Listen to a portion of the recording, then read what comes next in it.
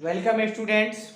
Now we will start the new chapter arithmetic progression. Arithmetic progression is a list of numbers in which each term is obtained by adding a fixed number to the preceding term except the first term. यानी arithmetic progression एक ऐसे number का pattern जिसके each term में equal difference है वो यानी common difference हो। नाउ फॉर एग्जांपल इसे अरिथमेटिक प्रोग्रेशन को शॉर्ट में एपी से रिप्रेजेंट करते हैं। इफ द नंबर इज 10, 5 और 10, 6, 2, -2 etcetera. Clear. Now arithmetic progression में जो टर्म्स हैं उन्हें रिस्पेक्टिवली हम A1, A2, A3, A4 इत्यादि नंबर से रिप्रेजेंट करते हैं।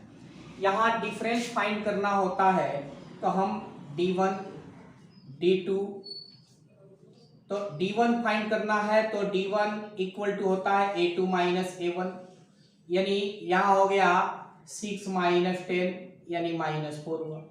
इसी तरह से D2 फाइंड करना हो तो A3 minus A2 it mean 2 minus 6 it is -4। D3 find करना हो क्या हो गया -2 -2 यानी -4। यानी यहाँ देखें here D1 equal to D2 equal to D3 तीनों इक्वल है, यानी it is equal to D।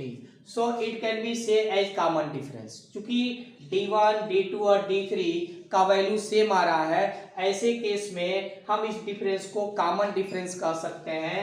And so given terms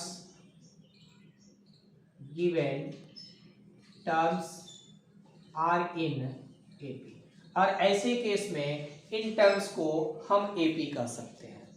similarly take another example, for example 12,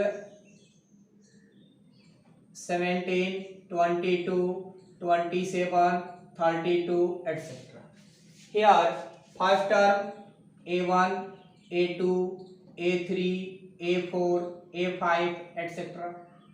Here D1 equal to A2 minus A1, it is 17 minus 12, 5. D2 equal to A3 minus A2, it is 22 minus 17, 5. D3 equal to A4 minus A3, यानी 27 minus 22, it is also 5.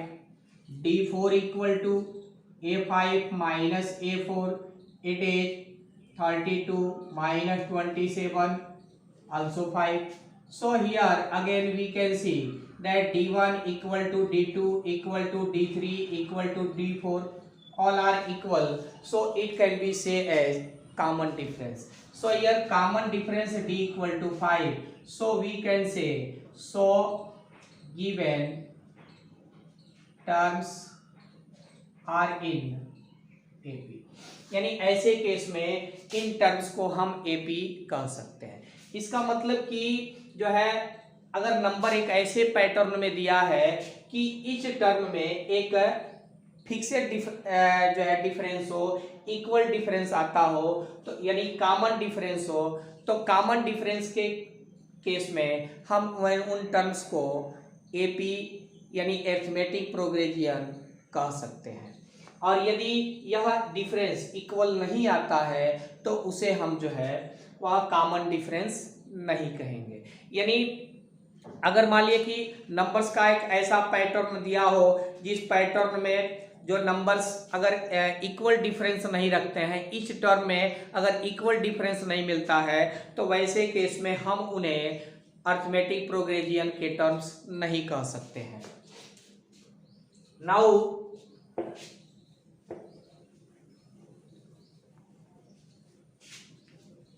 It mean arithmetic progression को detect करना जो है detect करने के लिए हम common difference find करेंगे।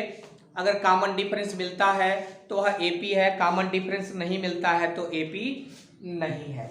अब मान लें कि किसी अरिथमेटिक प्रोग्रेशन में यदि मान लें किसी एपी का ए यानी फर्स्ट टर्म दिया है और कॉमन डिफरेंस डी दिया है, ठीक है।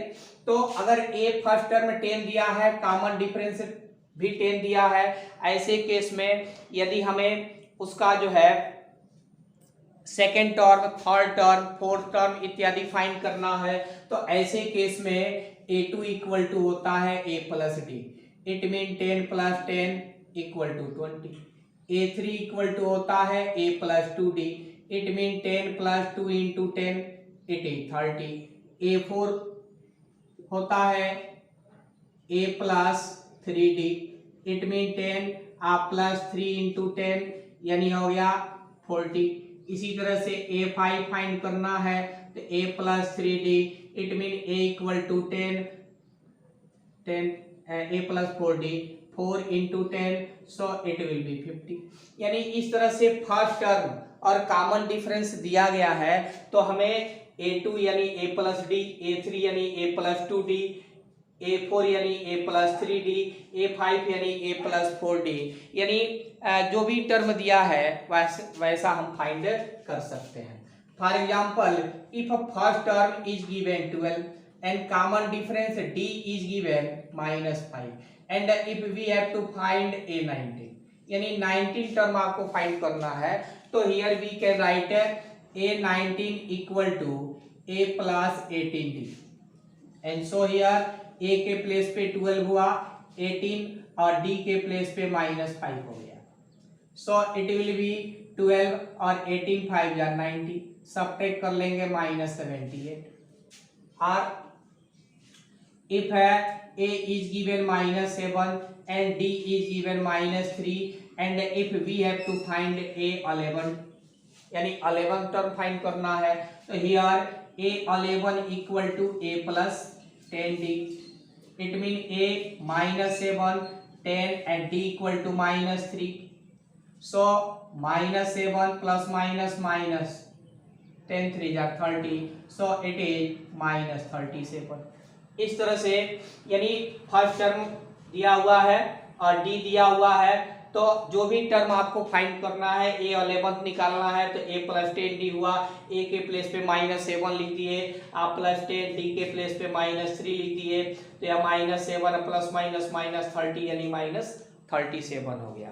तो इस तरह से यहाँ जो है दो चीज हो गया।